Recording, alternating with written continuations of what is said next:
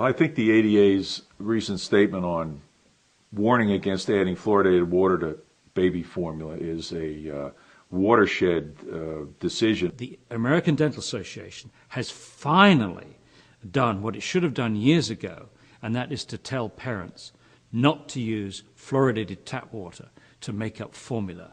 The American Dental Association recommends that we not have fluoridated water be used for making infant formula or for infants to drink. One of the messages which I think is extraordinary in this whole issue is that the level of fluoride in mother's milk is so extremely low. It's 0.004 parts per million, which is 250 times less than we put in the drinking water. There have been a couple men who have said, well, maybe mother's milk is flawed, but most scientists don't go that route.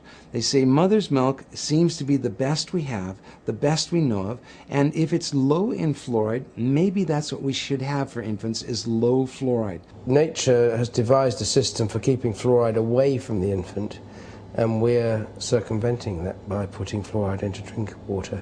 And I think there are consequences. I think parents should know that fluoride is an extremely active chemical when it gets into our body. It can interfere with the pineal gland. It can interfere with the thyroid gland. The thyroid gland and the pineal gland are both intimately involved with brain development, mental development.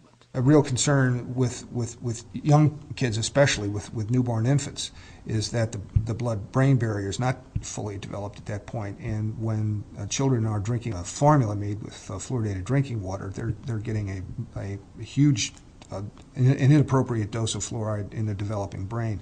This may be part of the reason, for instance, of the depression of IQ that we've seen in these Chinese studies. You do not want to create a fluoride exposure during a period of brain vulnerability. All of these things are indicators, serious indicators, that you shouldn't expose young babies to fluoride. And of course that's exactly what happens when you put fluoride in the water. How are low-income kids supposed to, or low-income families, supposed to avoid giving their kids fluoridated water? They can't afford to avoid it. They can't afford to seek sources of drinking water that has no fluoride in it. I think that the low-income communities could be at higher risk for adverse effects from fluoride exposure or from water fluoridation.